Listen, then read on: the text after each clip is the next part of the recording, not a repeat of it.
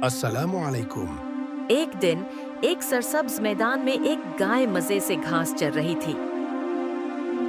तभी एक कौवा दरख्त पर जोर जोर से काए काए करने लगा। गाय ने पूछा, क्या हुआ कौवा भाई, इतने परेशान क्यों हो? कौवा बोला, मुझे बहुत जोर की भूख लगी है, पर कुछ खाने को नहीं मिल रहा।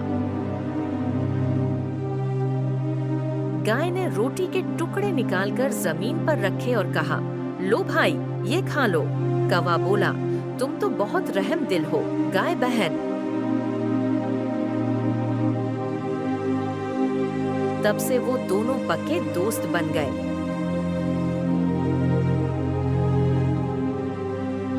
दोस्ती रंग, नस्ल या खाने से नहीं, दिल से होती है। Friendship isn't about food, color or looks, it's about the heart.